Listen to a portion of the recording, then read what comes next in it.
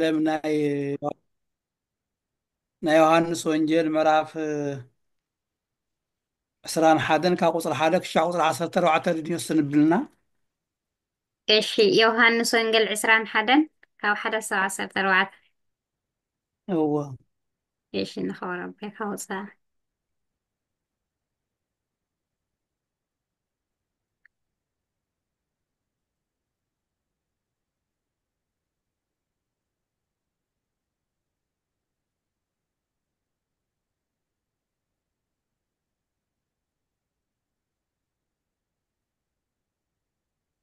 ዮሃንስ ምዕራፍ 21 ካብ 1 ክሳብ 14 ኢየሱስ ንሸውዓተ ደቀ መዛሙርቱ ከም ዝተረኣየ ድሕሪዚ ኢየሱስ ንደቂ መዛሙርቱ ኣብ ጥቓ ባሕሪ ጥብርያዶስ መሊሱ ተገለጸሎም። በዚ ከምዚውን ተረኣዮም ስምዖን ጴጥሮስን ዲዲሞስ ዝብልዎ ቶማስን ኣብ ገሊላ ካብ እትርከብ ካብ ቀና ዝኾነ ናትናኤል ደቂ ዘብዲዎስን ክልተ ካልኦት ኣብ ደቀ መዛሙርቱን ሓቢሮም ነበሩ። ስምዖንን ጴጥሮስን ድማ ኣነስ ዓሳ ከስግር ክኸይድ እየ በሎም። ንሳቶም ከዓ ንሕና እውን ምሳኻ ክንከይድ ኢና በልዎ። ወፂኦም ድማ ናብ ጃልባ ኣተዉ። እንተኾነ በታ ለይቲ እቲኣ ሓደ እኳ ኣይሓዙን። ምድሪ ምስ ወግሐ ኢየሱስ ኣብ ገምገም ባሕሪ ደው በለ። እቶም ደቀ መዛሙርቱ ግና ኢየሱስ ከም ዝኾነ ኣይፈለጡን። ኢየሱስ ደቀይ ዝብላዕ ዶ ኣለኩም በሎም። ንሳቶም ድማ የብልናን ኢሎም መለስሉ። ንሱ ከዓ ነቲ መርበብ ናብ የማን ጃልባ ኣቢልኩም ደርቢይዎ ክትረኽቡ ኢኹም በሎም። ሽዑ ነቲ መርበቦም ደርበይዎ እሞ ካብ በዝሒ ዓሳ ዝተለዓለ ምስ ሓዉ ሰኣኑ። እቲ ኢየሱስ ዝፈትዎ ደቀ መዝሙር ከዓ ንጴጥሮስ ጐይታ እኮ እዩ በሎ። ስምዖን ጴጥሮስ ድማ ጐይታ ምዃኑ ምስ ሰምዐ ጥራሕ ዝባኑ ስለ ዝነበረ ክዳኑ ተዓጢቑ ናብ ባሕሪ ዘለለ። እቶም ካልኦት ደቀ መዛምርቲ ግና ካብ ወሰን ባሕሪ ኣስታት 100 ሜትር ዝኣክል ጥራሕ ርሒቖም ስለ ዝነበሩ ነቲ ዓሳ ዝመልአ መርበብ እናሰሓብዎ ብጃልባ መፁ። ናብ ምድሪ ምስ ወረዱ ከዓ ኣብ ልዕሊኡ ዓሳ ዝነበሮ ጓህሪ ዝተሰርዐ እንጀራ ረአዩ። ኢየሱስ ከዓ ካብዚ ሕዚ ዝሓዝክምዎ ዓሳ ኣምጽኡ በሎም። ስምዖን ጴጥሮስ ናብታ ጃልባ ደይቡ ነቲ 153 ገዘፍቲ ዓሳ ዝመልአ መርበብ ናብ ምድሪ ጎተቶ። ብዝሓቱ ክሳዕ ክንድዙይ ዝኣክል እንተኾነ እኳ እቲ መርበብ ኣይተቐደደን። ኢየሱስ ድማ ንዑ ብልዑ በሎም። እቶም ደቀ መዛሙርቱ ንሱ ጐይታ ምዃኑ ስለ ዝፈለጡ ካብኣቶም ሓደ እኳ ንስኻ መን ኢኻ ኢሉ ክጥይቖ ዝደፈረ ኣይነበረን። ኢየሱስ መጺኡ ነቲ እንጀራ ኣልዒሉ ሃቦም። ካብቲ ዓሳ እውን ከምኡ ካብ ሙታን ድሕሪ ምትንስኡ ንደቂ መዛሙርቱ እንትገልጸሎም እዙይ ሳልሳይ ግዜ እዩ። ዮርያ አድለለይ እግዚአብሔር ይባርክ።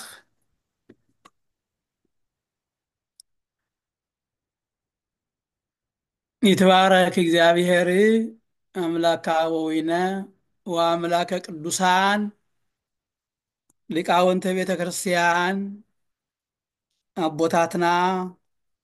ካህናት ዲያቆናት እግዚአብሔር ዝፈትወኩም እግዚአብሔር ትፈትውዎ አቦታትን አዴታትን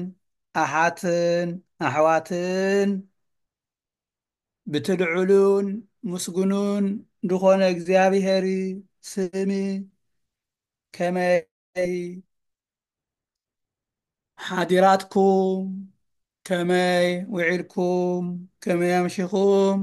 ብሰዓት ኣቆፃፅራና እምበኣርከስ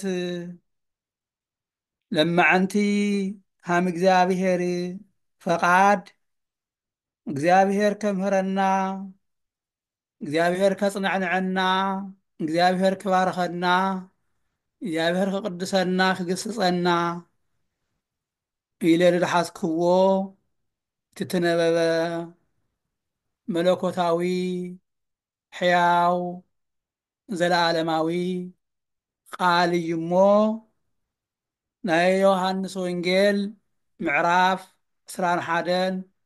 ካብ ቁፅሪ 1 ክሻዕ ቁፅሪ 15 ድኒሆ ቃል ኣምላኽ ክንመሃሃር ኢና ኣብ ቁፅሪ 5 ድኒሆ ርእሲ ሒዝና ክንውገስ ኢና ኢየሱስ ደቀይ ዝብላዕ ዶ ኣለኩም በሎም ዝብል ርእሲ ሒዝና ክንኸድ ኢና ደቀይ ዝብላዕ ዶ ኣለኩም በሎም ኢየሱስ ደቀይ ዝብላዕ ዶ ኣለኩም በሎም እዚ ድበለ ኣምላክና መድሓኒና ቤዛና ኢየሱስ ክርስቶስ እዩ ድመን እዩ ድበሎ እንተኢልና ድቶም ኣገልገልቱ ድቶም ተኻተልዎ ድቶም መላ ዘመኖም ልኡለ ኣመኑ ትምሃሮ ዝነበሩ ለሐዋርያት እዩ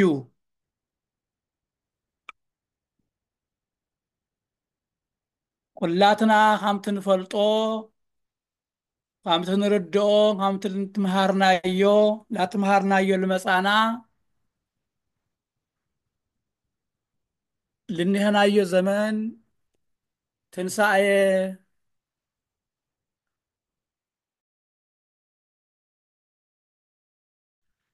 ካብቲ ገለጸሎም ሰለሳይ ግዜ ከም ድኾነ እዚ ያረድእ ንምንታይ እዩ ድብላዕ ለኒሀኩም ድበሎም ተይልና ካብ ልዖም ክምግቦም ስለ ዝደለየ ምክንያት ትናገረሉ ዓላማ እዚ እዩ መዓዚ ብመዋዕለ ስጋዊኡ ኣበይ ኣብ ጥብርያዶስ ባሕሪ ካብ ሙታን ብተስአ ኢየሱስ ደቀይ ድብላዕ ዶ ኣለኩም በሎም እዚ ድበለሉ ዓላማ ጎይታና ኣምላክና መድሓኒና ቤዛና ኢየሱስ ክርስቶስ ሓደ ፍጹም ኣምላክ ፍጹም ሰው ስለ ዝኾነ እንደ ሰውናው ድብላዕ ዶ ኣለኩም ኢሉ ጠይቕዎም ኣምላኽና እግዚአብሔር ንምንታይ እዩ ከምኡ ዝበሎም ተይልና ኣቦታትና እቶም 7 ደቀ መዛሙርት ሐዋርያት ቶም 2 ቶም ናይ ኤማሁስ መንገደኛታት ዝነበሩ ኒቆዲሞስና ሉቃስ እዮም ቶም 5 ደማይ ልበዓል ናትናኤል ልበዓል ቅዱስ ጴጥሮስ ልበዓል ቅዱስ እንድርያስ ልበዓል ቅዱስ ያዕቆብ ልበዓል ቅዱስ ዮሐንስ ወልደ ነጎድጓድ እዮም እና እዞም ካብቲ ገለጸሎም ሰልሳይ ግዜ ነበረ እዩ ድብል ሰልሳይ ግዜ እዩ ትገለጸሎም ጎይታ ሰራዊት እናትገለጸሎም ልማዓንቲ ደማይ ኣብ ጥብርያዶስ ድበሃል ባሕሪ ገምገም ትገለጸሎም ቶም 7 ኣቦታትና ቶም 5 ሐዋርያት ቶም 2 7 ካብ 7 2 ኣርድእቲ እዮም እናታበሎም ኢየሱስ ደቀይ ድብላዕ ደለኩም በሎም ድብላዕ ደለኩም ንምንታይ እዩ ካምኡ ዝበሎም ንምንታይ እዩ ካምኡ ኢሉ ጠየቆም ተይልና ኣፍቲ ታሪኩ ትነበበ ወይ ቅዱስ ዮሃንስ ወልደ ነጎድጓድ ዝፀሓፎ ቅዱስ ጴጥሮስ ርእሲ ሃዋርያት ቅዱስ ጴጥሮስ ድሃዋርያት እውን ድኩሎም ተጽዕኖ ፈጣሪ ድነበረ በአባትነቱ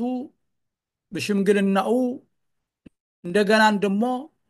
ብትግሃቱ ጎይታ ሰራዊት እውን መሰረት ኢኻ ኢሉ አምላኽና መድሓይና ቤዛና ኢየሱስ ክርስቶስ ፍጹም አምላክ ፍጹም ሰው ወልዱ ዋሕድ ኢየሱስ ክርስቶስ ኢሉ ብቅሳርያ መንገዲ ብማቴዎስ ወንጌል ምዕራፍ 16 ቁጥሪ 13 ስጋና ደም አይገለጸልኻይ ድገለጸልኻ ሰማይ አቦ እዩ አነ እግዚአብሔር ወዲ እግዚአብሔር ከዓለም በፊት ዝነበርኩ ረቂቅ ለይድሰስ አምላክ ድድሰስ ኮይነ ብምድሪ ተወለድኹ አምላክ ወልደ አምላክ ምዃነይ ትፈልጥ ምስክር ድገበረካ አቦ እዩ ዝምስጥር ዝገለጸልኻ ኢሉ ከም ዳመስገኖ መሰረትነት ናይ ቤተ ክርስቲያን ሃምልሃዎ ቁልፊ ሃምልሃዎ ከአስር ክፈትሕ ክብሪ ከም ዝሃቦ እዚ ኩሉ ግዜ ንምሃሮ አምላካዊ መለኮታዊ ቃል እዩ ልቶም ቅዱሳን ሐዋርያት ደማይ ብሽምግልና ይኹን ብኩሉ አቦ ሃም አቦነት ርእሰ ሐዋርያ ስለለኾነ ኣብ ማርቆስ አዶ ገዛ ለሃለዩ እዞም ቅዱሳን አቦታትን ሐዋርያት ጎይታ ሰራዊት ብዕለተ ትንሣኤ ተንስኡ ስለ ዝነበረ እናተገለጸሎም እናተዳሰሰ እናተረአየ ዝኩሉ ክምስክሩ ምስክርነት ክኾኑ ኣብ ገዛ ማርቆስ አዶ ለሃለዩ ረሓብ አጋጥምዎም ከም ዝነበረ ድሓር ግን ቅዱስ ጴጥሮስ አነ ዓሳክ ካጥምድ ካስግር ክኸድየ ይፈልጦ እየ ድነበሩ ኩሉ ስራሕ እዩ ኢሉ ዳብ ጥብርያዶስ ባሕሪ ክኸድየ በለ ልምታይ ድባዕሉ እውን ክምገብ ድቶም ሐዋርያት ደማይ ክምግብ ክኸድየ ይፈልጦ እየ ስራሕ እዩ ነይሩ ተግባረ እዩ ነይሩ ብሉ ለምሳሌ ኣብ ሉቃስ ወንጌል ምዕራፍ 5 ቁጥሪ 6 ጀምርና ክናንብቦ ተለና ካብ ገሊላ ባሕሪ ዓሳ ገፈፍቲ ዝነበሩሉ ቅዱስ ጴጥሮስ መርከቦም እናሓፀቡ ዓሳ እናስገሩ ካብኡ ካብ ደግም ጀሚሩ ዓሳ ገፈፍቲ መርከብ ሓፀብቲ ተይኮነስ መሰግራነ ሰብ ትኾኑ ኢኹም ብመረብ ወንጌልነት ንኣተይ ተኻተልቲ ኮይንኩም ካብ ደግም ጀሚሩ ዝግደፍዎ ኢሉ መረብ ብወንጌል ትምሰል መርከብ ቤተ ክርስቲያን ትምሰል ባሕር ብዓለም ትምሰል ካብኡ ፀዊዑ መሰግራነ ሰብ ክኾኑ ሰብ ከምህሩ ሰብ ለመንግስተ እግዚአብሔር ሰብ ላብ ዘለዓለም ሕይወት ሰብ ላብ ክርስቶስ ሰብ ላብ ስጋሁ ወደሙ ሰብ ላብ ዘለዓለም ሕይወት እሱ ደማይ ዘለዓለም ሕይወት ድበሃል ጎይታና አምላክና መድሓይና ቤዛና ኢየሱስ ክርስቶስ ላብዛ ዓለም እዚ መፂኡ ሰው ድኾነ ቤዛ ድኾነ መድሓኒት ድኾነ ሕይወት ድኾነ ትንሣኤ ድኾነ ክብሪ ድኾነ ምግቢ ድኾነ መስተ ድኾነ ብኡ ድኣምን ናይ ዘለዓለም ሕይወት እኒህዎ እዩ በአብ በወልድ በመንፈስ ቅዱስ ስም እናጥመቅኹም ደቀ መዛሙርት ግበርዎም ሁዱ ለአይ አምላክነተይ ለአይ ንጉስነተይ ቤዛነተይ አነ ሞይተ ካብ ተንሳእኹ እንደገናን ደሞ በአይ ከአምኑ ለደቂ ሰባት ተምህሩ ምስክር እስከ ዓለም ፍጻሜ ክዱ ኢሉ ድለኣኾም ዝፀውዖም 3 ዓመት ሙሉእ ወንጌል ዳሰልጠኖም ድረኦኹሞ ድሰማዕኹሞ መስክሩ ትብሂሎም ካብ ገፈፍቲ ዓሳ ካብቲ ገሊላ ጥብርያዶስ ዝመረፆም ሰባት እዮም ነይሮም። ቅዱስ ጴጥሮስ ግን ትመልሱ ድሓር ክምለስ ናብ ጥብርያዶስ ባሕሪ ዓሳ ካስግር ክኸድ እየ በለ። ካብኡ ድሓር እቶም ኣቦታት ሃዋርያት እውን ምሳኻ ክንኸድ ኢና ኢሎም እቶም ክልተ ካብ 72 ኣርድእቲ ዝነበሩ ኒቆዲሞስና ቀለዮጳ ዘብኡት ሉቃስ ዝበሃሉ ሓብሮም ከይዶም ማለት እዩ። ካብኡ ለይቲ ሙሉእ 11 ሰዓት ሙሉእ ኣብ ጥብርያዶስ ባሕሪ መከርኦም ከም ዝረአዩ ከም ዝደኸሙ ከም ዝወፁ ከም ዝወርዱ ኣብቲ ማእኸል ባሕሪ ዋና ዓሳ ዝርከቦ ቦታ እናደለዩ ከም ዝሰኣኑ ከንቱ ልፍዓት ኮይኑ ከንቱ ድኻም ኮይኑ ከም ዝተረፈ ድሓር ግን ምስ ወግሐ 11 ሰዓት ብዝኾነ ኢሉ ወንጌሉ ምስ ወግሐ 11 ሰዓት ብዝኾነ ጎይታና ኣምላክና መድሓኒና ቤዛና ኢየሱስ ክርስቶስ ከዓለም በፊት ንጉስ ዝነበረ ብማእከለ ዓለም ንጉስ እንደገና ደሞ ለዘለዓለም ዓለም መንግስቱ ምኩናኑ ግዝኣቱ ለዘለዓለም ድኾነ እግዚአብሔር ቅዱስ አቦና አባ ይቅርታ ሊቁ ቅዱስ ዲዮስቆሮስ ከም ተናገሮ እምቅድመ ዓለም ወእስከለ ዓለም ሃሎ እግዚአብሔር በትስልስቱ እግዚአብሔር በመንግስቱ እግዚአብሔር በመለኮቱ ተመልከቱ። ከዓለም በፊት እግዚአብሔር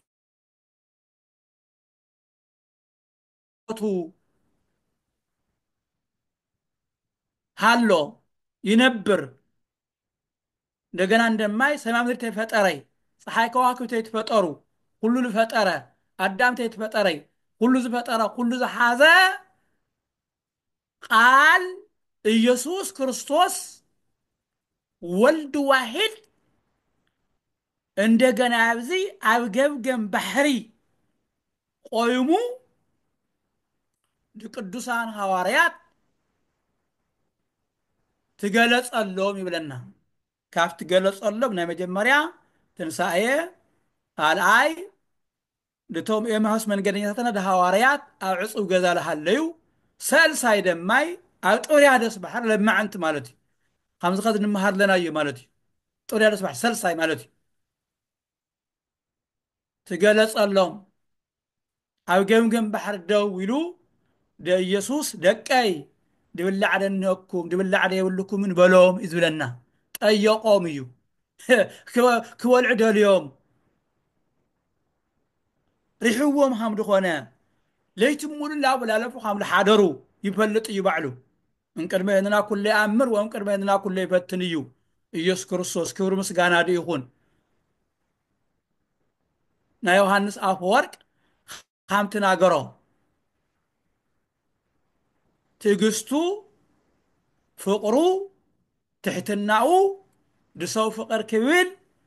ዳብዛ ዓለም ዝድመፀ ሰብ ድፈጠረ ብማእከለ ዓለም ዝነብር እንደገና ደሞ ብጥንተ ተፈጥሮ ሰው ብዳበላሾ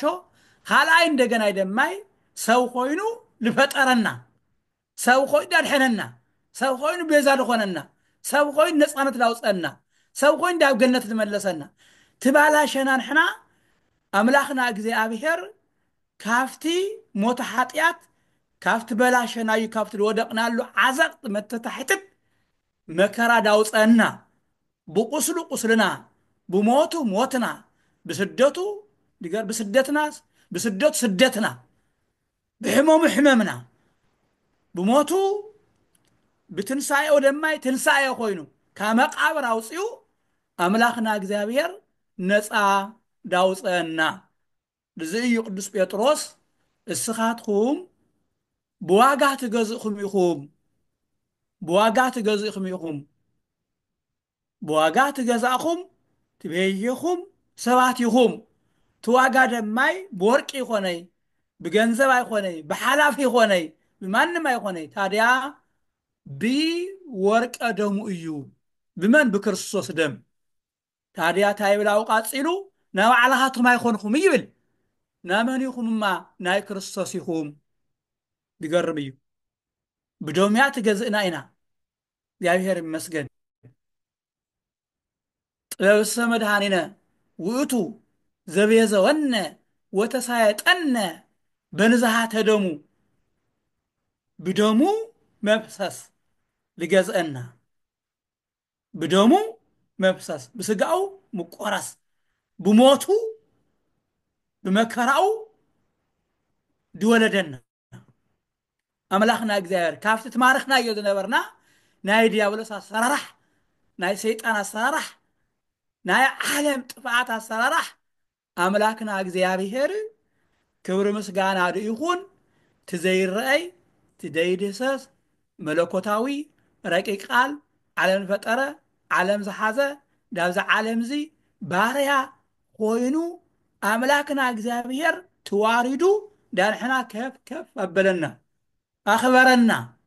መጽሐፍታ ይብል እንዲያው ልገርመኩም አቦታት አዴታት አሓት አሕዋት እሱ ድኻ ኮይኑሲ ዳኣኻትኩም ሃፍታም ገበረኩም ይብል እሱ ድኻ ኮይኑ ዳኣኻትኩም ሃፍታም ገበረኩም እሱ ትገሪፉ ስኻትኩም ግን ካብ ግርፋት ሓጢአት ዳብ ዘለዓለም ነፃነት አውፅአኩም እሱ ራቆትዎ እንደው ወፂኡ ዳኣኻትኩም ግን ካደነኩም ከመ ትብዓሉ በንዴት እዚአሁ ና እግዚአብሔር አምላኽና ክብሪ ምስጋና ይሁን ታዲያ ሰልሳይ ድብላዕ እንይሆኩም ደበሎም ሐዋርያት ኸታይሎም ኧረ ምንም ድብላዕ ነገር የብልናይ ምንም የለ ይለሞ ዓሳ እኳን የለን እዚ ብድመለሱ ጎይታ ሰራዊት ክብሪ ምስጋና ይሁን ቀጥታ ለአቦታትና ለቅዱሳን ሐዋርያት ብታ መርከብ በስተቀኝ በየማን ማለት እዩ መራውኹም ደርቢዎሞ ትረኽቡ ኢኹም በለዎም ይብለና ክብሪ ምስጋና ይሁን ተረኽቡ ኢኹም ይገርም እዩ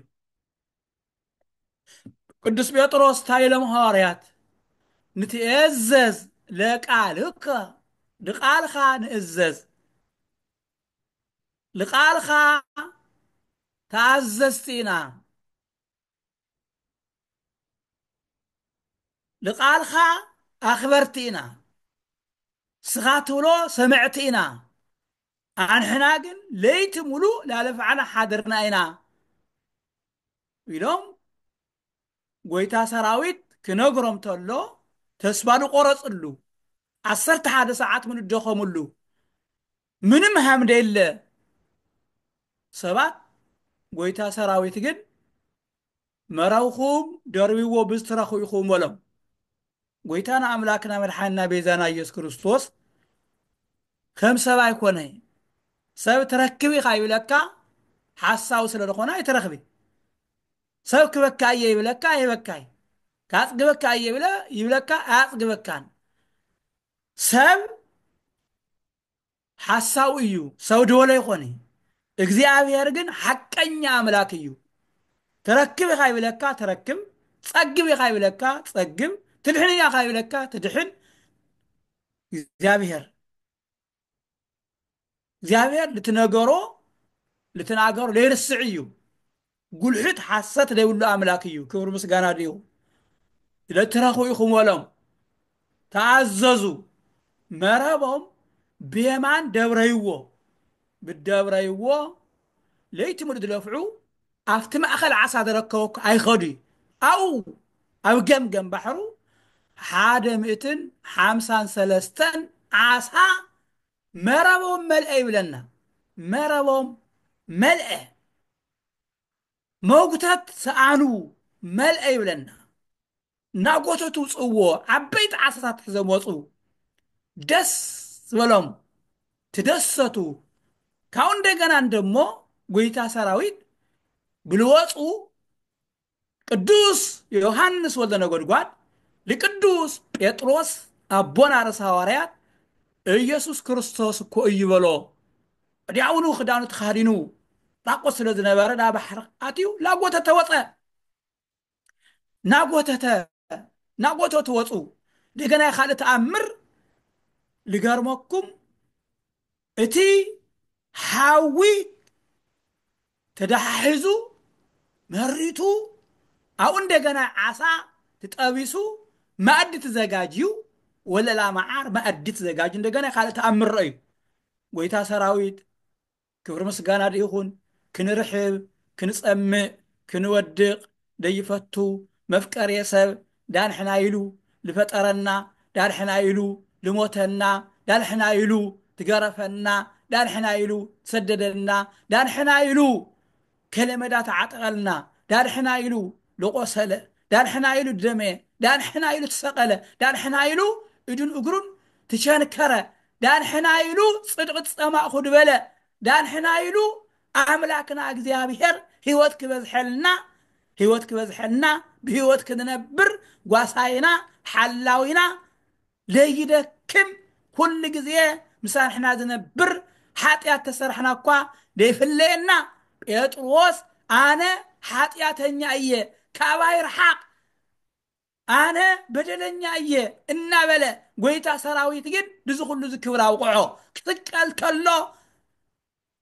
ድገርመኩም ብዕለቱ ሓሙስ ዳብ ዓርብ ክኾን ተሎ ክፅባሕ ለይቲ ዳብ ዕለቱ ዓርብ ክዳሓት ተሎ ጎይታ ሰራዊት ብዓርብ መዓልቲ 3 ግዜ ልክሓደ ጴጥሮስ ጎይታ ሰራዊት ግን ይቅርታ ግበርለይ ተመልከቱ ሰብ ግዜ ሂቢ ሰብ ክንደይ ግዜ ይቅር ድብሎ ሰብ ግን ብዓይንኻ ክርኤካ ኣይደሊ ኣነ ስኻ ክሓዲ ኢኻ ስኻ ክፉእ ኢኻ ያቀይመካ ይቅየም ያባረካ ሞራርካ ይነክእ ያጥፍአካ እግዚአብሔር ግን ግዜ ወሃዊ እዩ እግዚአብሔር ግን ምሳሕና ኩሉ ግዜ ዝነብር ድገርመኩም ኣበይ ነርካ ክሕልካል ነርካ ከምዚ ገይርካ ነርካ ኣይብሊ ኣብ ጴጥሮስ ንምሃሮ ጎይታ ሰራዊት ኣብዚ ኢና ድገርመኩም እዚ ኢና ንምሃር ግዜ ወሃዊ እዩ እግዚአብሔር ትምለስ ተለኻ ወልካም ይብል እግዚአብሔር ኣምላኽና እግዚአብሔር ክብሪ ምስጋና ይኹን ፍቅሩ ሙጫ እዩ ያጣብቀካ ድገርም ካው ሕዞም ወፁ ማዕድ ተዘጋጅ ትረኸው ትገረሙ ካፍቲ ኸዚ ዳምፃኽሞም ዓሳታት ጠብስኹም ኣምፅወሎም ክብሪ ምስጋና ይኹን ካው እንደገናን ኣቕረቡ ጠበሱ ካው እንደገናይ ባረኸሎም ካው እንደገናይ በልዑ ካው እንደገናይ ክርስቶስ እውን በልዐ ኣብ ገምገም ባሕሪ ደወለ መተት ደዋይብሊ መተት ኣይበልዒ መተት ይቅርታ ግበርለይ ኣይሰቲ መተት ኣይእዝዚ ጎይታ ሰራዊት ባዕሉ ምዃኑ ባዕሉ ኣምላክ ምዃኑ ከምቲ ድሓለፈ ትምሃርናዮ ኢደይ እግረይ ኩለመነይ ርኦይ እንድበለ ኣምላክ እንደገና መሳእታቶም በልዐ ሰተየ ክብሪ ምስጋና ይኹን ማዕዶም ባረኸሎም ልባ ኣምላክ ዳዊት ታይብል በልዑ ወፀግቡ ጥቀ ወወሃቦሙ ለፈትወቶሙ ወእያሃይጦሙ እምዘፈቀዱ በልዑ ፀገው ወፀገው ልቦም ትመነየ ሓሳቦም ትመነየ ኩሉ ሃቦም ከዓቅብት ላዕለ ሃቦም በረከት ካብ እግዚአብሔር እድዩ ክብሪ ምስጋና ይኹን ብመዋዕለ ስጋዊ ናምህረ ለሃለየ ድ5,000 ነብሳት ድ4,000 ነብሳት ብክልተ ዓሳ ብ5 እንጀራ ኣምላክና እግዚአብሔር ድመገበ ኣምላክ በረከታዊ ድኾነ ኣምላክና ናይ ቃና ዘገይላ መርዓ ዝባረኸ ኣምላክና እግዚአብሔር ኣብዚ እውን ትንምግብ ንሪኦ ድገርም እዩ ባረኸሎም እዩ ዝብለና ማዕዶም ባረኸሎም ፀገው በልዑ ይቅርታ ግበርለይ እግዚአብሔር ትባረክ ተሎ ወዲ ሰብ ይፀግብ እግዚአብሔር ትባረክ ተሎ ወዲ ሰብ ቅሳነት ይረክብ እግዚአብሔር ክባርክ ተሎ ወዲ ሰብ ነፃነት ይረክብ እግዚአብሔር ክባርክ ተሎ ዓዲ ብሰላም ይነብር እግዚአብሔር ክባርክ ተሎ ደቂ ሰባት ድነገድዎ ደቂ ሰባት ድወለድዎ ደቂ ሰባት ዝሰርሕዎ ሁሉ ይብረኽ እግዚአብሔር ክባርክ ተሎ ቤተ ክርስቲያን ምእመናን ህዝበ ክርስቲያን ሁሉ ብምስጋናን እግዚአብሔር ብምምላኽን ብበረከትን ይጸጉ ስጋሁ ወደሙ ይጸጉ ብዝማሬ ይጸጉ በአምላክ ይጸጉ በእምነት ይጸጉ በአምልኮት ይጸጉ ለምን እግዚአብሔር ምስአታቶም ስለለኾነ እግዚአብሔር ምሳሕና ክኾን ተሎ ኩሉ ግዜ ጸገብቲ ኢና ይቅርታ ግበርለይ ስለዚህ ሐዋርያት ድምታይ መጀመርያ 11 ሰዓት ሙሉ ድሰኣኑ ድምታይ ተይና መጀመርያ ንኣቱ ፈቃድ ኣይኮነ ወዲ ሰብ ኣነ ምሁር እየ ኣነ ፈላጥ እየ ኣነ ናይ ስራሕ ልምዲ እኒሀኒ ኣነ እኮ ብባዕለይ ኩሉ ነገር ክገብር ክኽእል እየ ኢልካ ምምካሕ ካብ ደይግባእ እዩ ትነግር ተለና እግዚአብሔር ኢድ እግዚአብሔር ፈቃድ ክንጥይቅ ክንዝምር ተለና እግዚአብሔር ፈቃድ ክንጥይቅ ክንቅድስ ተለና እግዚአብሔር ፈቃድ ክንጥይቅ ዓዲ ክንመርሕ ተለና ናይ እግዚአብሔር ፈቃድ ክንጥይቅ ንስሓ ክንትገብእ ተና ክንምርዓው ተለና ናይ እግዚአብሔር ፈቃድ ክንጥይቅ ክንስደድ ተለና ናይ እግዚአብሔር ፈቃድ ክንጥይቅ ክንኸል ተለና ናይ እግዚአብሔር ፈቃድ ክንዝምር ተለና ናይ እግዚአብሔር ፈቃድ ክንጥይቅ እዩ ድግባእ ወዲ ሰብ ብኻ ስራሕ ልምዲ እኒሀኒ ኣነ ፈላጥ እየ ኣነ ልቅ እየ ኣነ ካህን እየ ኣነ እንዲያው ጳጳስ እየ ኣነ ምናምን ኢልካ መምካሕ ሓምለ ይግባእ ያው ቅዱስ ጴጥሮስ እንዲያው ልምዲ ነይርዎም ሐዋርያት ግን ክረኽቡ ይኽኣሉ ንምንታይ ፈቃድ ኣይኮነይ ንምንታይ ዳብ ዓለም እያ ክምለሱ እዮም ኢሎም ነይሮም ዳብ ዓለም ሪኹም ዳብ ዓለም ክምለስ ባሽዓቱ እንዲያ በእውነቱ ዓሳ ባዕረኹ ባሽባዕ ካድምገው ነይሮም ዳፍቲ ነበረ ይትመልሱ ነይሩ ግን ኣስኻ መረብ ዓሳ ትገፍፍ ተይኮነይ ብመረብ ብወንጀል መረብነት ደቂ ሰባት ካብ ባሕሪ ዓለም እናውፃእኻ ዳብ እግዚአብሔር መንግስት ታውርስ ምሳይታት ተዓርቕ ይድበሎ ስለዚ ኣብዝታ ኢና ንርኢ ኩላትና ይቅርታ ግበርለይ ክንመሃርም ናይ እግዚአብሔር ፈቃድ ሃገር ክንመርሕም ናይ እግዚአብሔር ፈቃድ ክንጽልም ናይ እግዚአብሔር ፈቃድ ክንቅድስም ናይ እግዚአብሔር ፈቃድ ማህሌት ክንቆምም ናይ እግዚአብሔር ፈቃድ ክንምርዐውም ናይ እግዚአብሔር ፈቃድ ክናገልግልም ናይ እግዚአብሔር ፈቃድ ናይ እግዚአብሔር ፈቃድ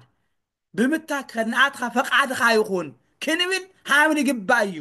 እግዚአብሔር ፈቃድ ተኮይኑ ትነግድ ተለና ናትርፍ ሪኹም ትንምርዐው ተለና ትዳርና ይብረኽ ደቅና ይብረኹ ዓዲ ክንመርሕ ተለና ዓዲ ይብረኽ ሃገር ይብረኽ በረከተ እግዚአብሔር ይመልእ ቅሳነት ይመልእ ንገድ ነጋዳ ይኾን መርዓ ይምርዐው ደቂ ሰባት ብደስታ ብሓጎስ እናጸገው እናበልዑ እናዘመሩ ይነብሩ ደስተኛታት ይኾኑ ድምታይ እግዚአብሔር ተባርኽዎ እግዚአብሔር ኢደ እግዚአብሔር ተኣትይዎ ማለት እዩ ድዚ እዩ ኩላትና ከም ትፈልጥዎ ኣቦታትና ኣዴታትና ክብሪ ምስጋና ይኹን ቃደም ብመሰውይ ዓድና ድብላዕ ነይሩ ቃደም እንታይ ይበሃል ዳሓን ደውዒልካ እግዚአብሔር ይመስገን ዳሓን ዳሓዲርካ እግዚአብሔር ይመስገን ዳሕና ደውዒላትኩም እግዚአብሔር ይመስገን ጋሻ እንዳው ተቀበልቲ ብበረከቲ ትመልዕ ዓድና እዩ ነይሩ ናይ ሎም ዘመን ግን ድሰልጠና መሲልና ስቂልካ ብናባዕና ጥብላ ኸድና ትነግር ተለና ትርፋማ ደይንኾን ትንክደን ተለና ደይሞቆና ትበልዕ ተለና ዳብ ስጋና ዳብ ነብስና ለይፅጋዕ ትንዝምር ተለና ደይንስማዕ ዓዲ ትንመርሕ ተለና ሰላም ለይኾን ትንቅድስ ተለና ጸሎትና ለይቕበሎ ማህሌትን ቆምተን 24 ሰዓት 11 ሰዓት ተገልግልና እንዲያው ታዩ ባዶ ድኾና ተይልኩም ኢደ እግዚአብሔር ፈቃደ እግዚአብሔር ስለደይውሉ እዩ ፈቃደ እግዚአብሔር ስለደይውሉ እዩ ስለዚ እግዚአብሔር ደቂ ሰባት በሊዖም ክጸጉ ደቂ ሰባት ብቅሳነት ክነብሩ ደቂ ሰባት ብሰላም ክነብሩ ደቂ ሰባት እንዲያው በእውነቱ ኩሉ ግዜ ኣምላኮም ምስ ኣምላኮም ክነብሩ ታያድልዮም ተይና ኢየሱስ ክርስቶስ ይዳድልየና ኢየሱስ ክርስቶስ ብየማንኩም የማን ማለት ባዕሉ እግዚአብሔር እዩ ትእዛዝ እግዚአብሔር ምቕባል ያድልየና ኣብዝታ ኢና ንርኢ ተይልኩም ሰለስተ ነገር ኢና ንርኢ መግቦተ እግዚአብሔር እንዳው መጀመርያ ጠብቆተ እግዚአብሔር እንዳው ለጴጥሮስ ሐዋርያት እግዚአብሔር ይሕልዎም ኣሎ ጠብቆተ እግዚአብሔር ንርኢ ካልኣይቲ ኢና ንርኢ መግቦተ እግዚአብሔር መግቦም ያይኸው መግቦ መጋቤ ኩሉ እዩ እግዚአብሔር ቅዱስ ሊቁ አባ እንዲያው ዲዮስቆሮስ ከም ትናገሮ እወ ንጉሰ ኩሉ ኢኻ እወ መጋቤ ኩሉ ኢኻ እወ መሰስየ ኩሉ ኢኻ እወ መድሓንየ ኩሉ ኢኻ እወ ማሕየወ ኩሉ ኢኻ እወ ኩሉ እስኻ ኢኻ እወ በእውነቱ ስጋኻ ምስ ስጋና እወ መሓሪ ኢኻ ንሕና ሓጢአተኛታት እወ መሓረና ትምሕርካና መሓሪ ተባልካ ትምስገን ኢኻ ከምዚ ዝበለ ቅዱስ ኣምላክ መን እዩ ንሕና ድግደድ ሪኹም መጋቢና መጀመርያ ጠብቆቱ ሓላዊና እዩ እግዚአብሔር ደይድቅስ ኣምላክ እዩ ካልኣይ መጋቢ እዩ ሰልሳይ ደማይ ኣፍቃሪ እዩ እግዚአብሔር ፍቅሪ እዩ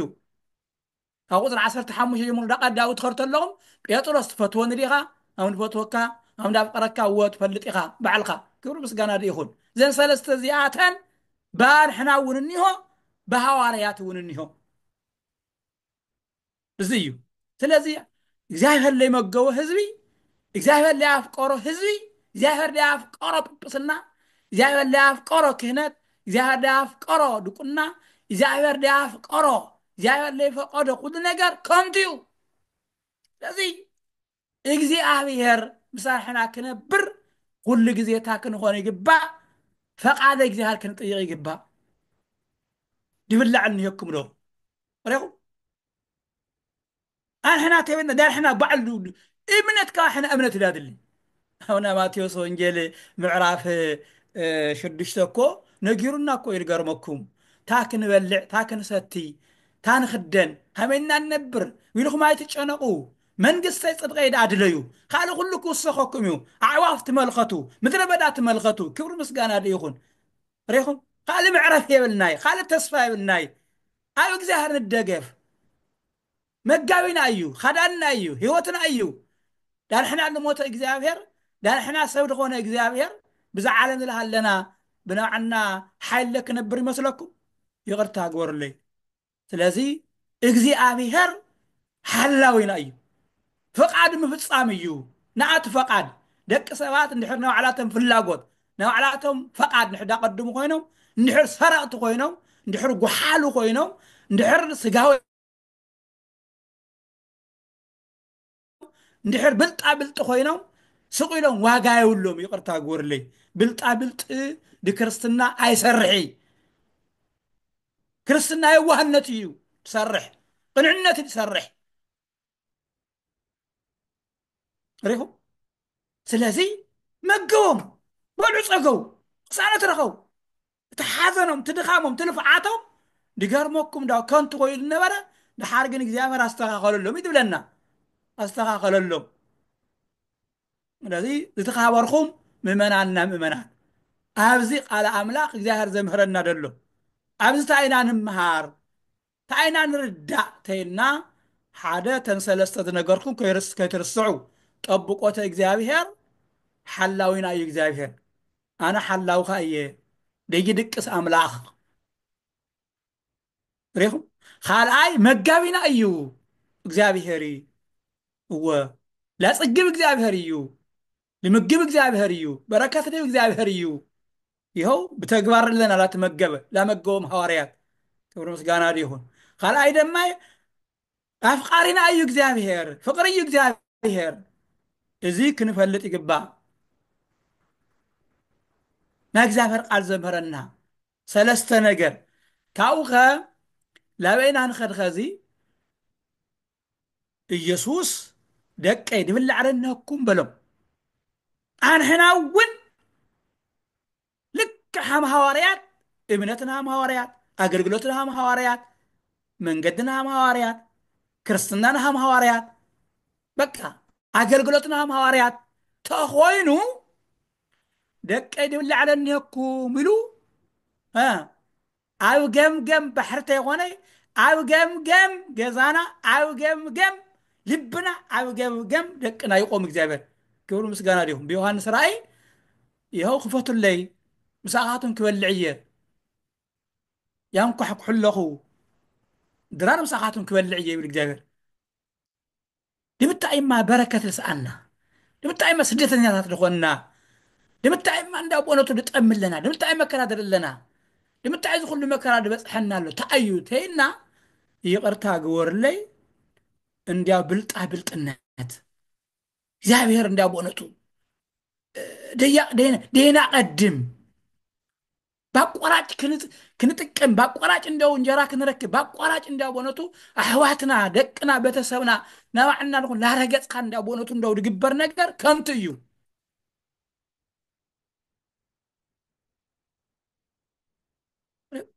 ከዚ እውን ድብላዕ እኒአኩም ነው ኢሉ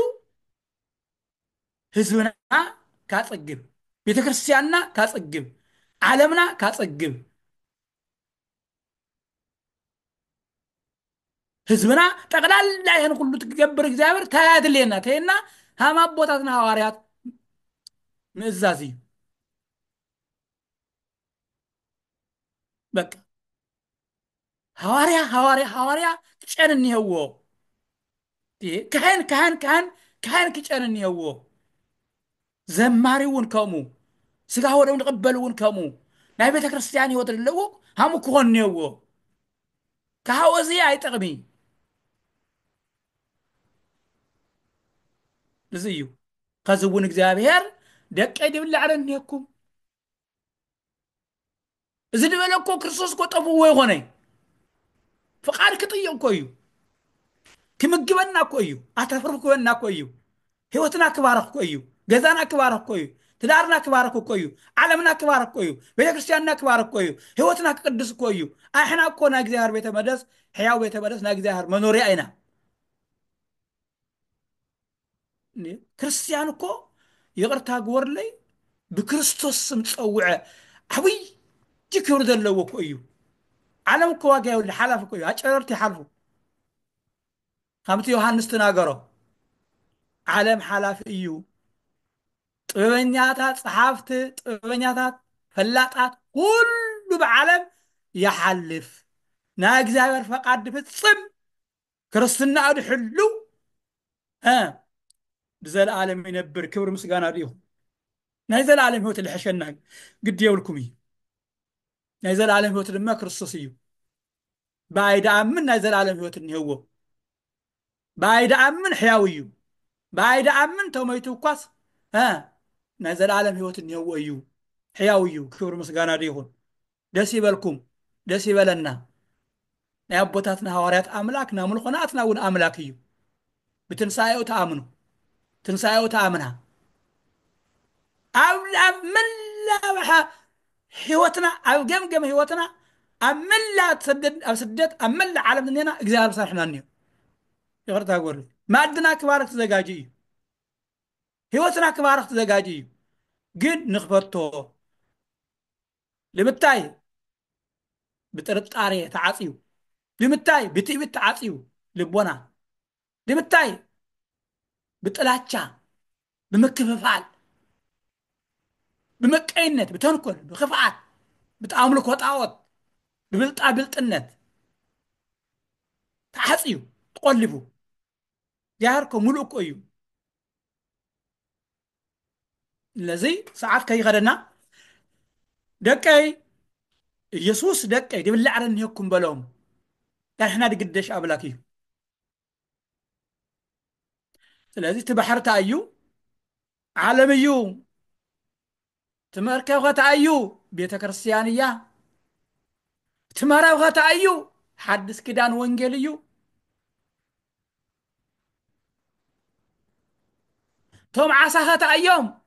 سكا عالم في صامي بقدوسان حواريات بوانجيل مربنت دامنو مؤمنان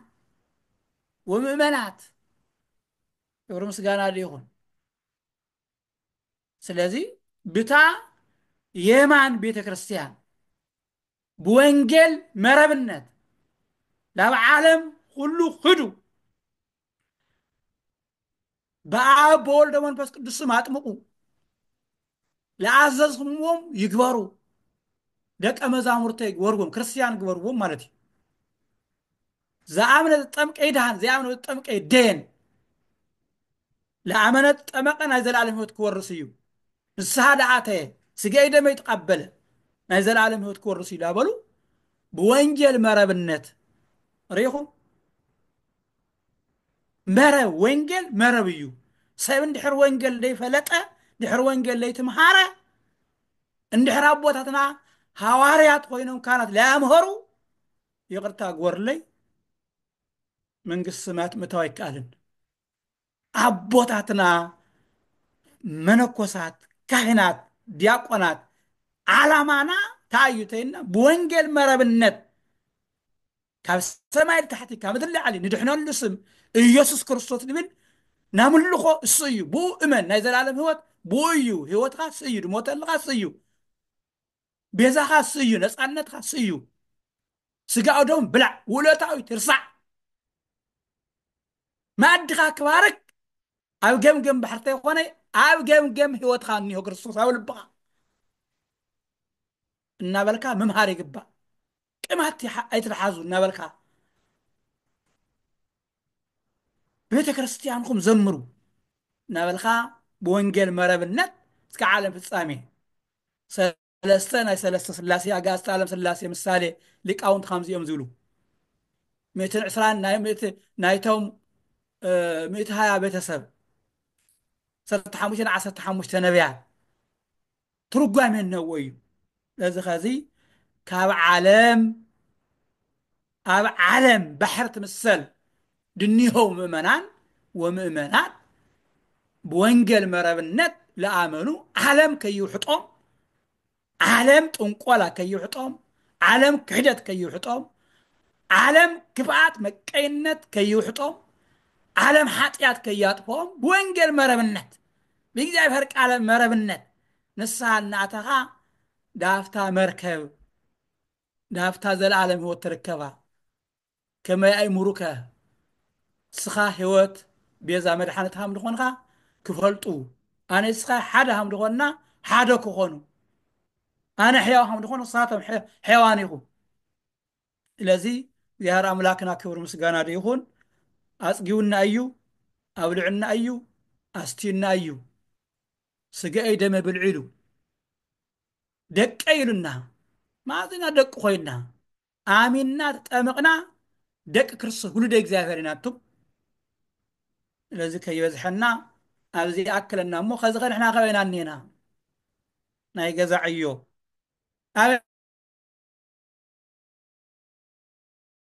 ብጉልበትና ንነግድ ዘለና ብጉልበትና ንምሃር ዘለና ብጉልበትና ንስደድ ዘለና ብጉልበትና ዓዲ ንመርሕ ዘለና ብጉልበትና እንዳቦነ ቤተክርስትያን ንመርሕ ናሻገር ንኽእል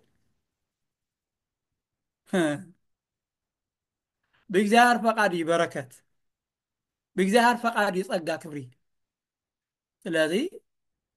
ኣምላኽና ቤዛና ኢየሱስ ክርስቶስ ኣብ ንግድና ኣብ ስራሕና ኣብ ትዳርና ኣብ ስደትና ኣብ ኣገልግሎትና ኣብ ዝማሬና ኣብ ቅዳሴና ኣብ ማህሌትና ኣብ ሃገርና ኣብ ሃገር ንመርሕ ኣብ ምእመናን ንመርሕ ህይወትና እግዚአብሔር ይሃሉ ፈቃድ ይኹን ንጠይቆ ኩላትና ለማዕንቲ ሰማዕና ኩሎም ጠይቅዎ ፈቃድካ እሞ ጎይታ ሰራዊት ለአቦታትን ሐዋርያት በስተቀኝ ብየማንኩም ደርቢዎ ትረኽቡ ኢኹም ንበልካ ስቃይካ ኣነ ኸዚ ናይ ጽድቂ በረከት በሊዐ ዝፀግበሉ ሰትየ ዝረውየሉ በረከት ዝረኽበሉ ብሳእኻ ዝነብረሉ ቅድስና ብሳእኻ ነይረ በረከት ፀጊበ ናመስግንኩ ክነብረሉ ንግዲ ነግደ ዳትርፈሉ ትምህረ እውቀት ረኺበ ዝበልዐሉ ዓዲ ብሰላም ዝነብረሉ ባበይ ክድብሪ ባበይ ኣካባቢ ንገረኒ ምርሐኒ ፈቃድካ ይኹን እናበልና ህይወትና ክመርሕ ዓድና ክመርሕ ንጠይቆ ስሩሕሩሕ እዩ ቸር እዩ ናሕና ደሞተ እዩ ስለዚ ፈቃድ እግዚኣብሔር ንጠይቅ እና ደቀ ኢየሱስ ደቀይ ድብላዕለኒ የኩም በሎም ኢሉ ዘምሃረና ዝመኸረና ኣምላኽና ቤዛና ኢየሱስ ክርስቶስ ስሙ ዘለዓለም ተመስገነ ይኹን ወስብሃት ለእግዚአብሔር ወለወላዲቱ ድንግል ወለመስቀሉ ክቡር ይትዓኮት ወይሰባህ ስሙ ለእግዚአብሔር አምላክነ ወትረ በኩሉ ጊዜ ወኩሉ ሰዓት ተመስገን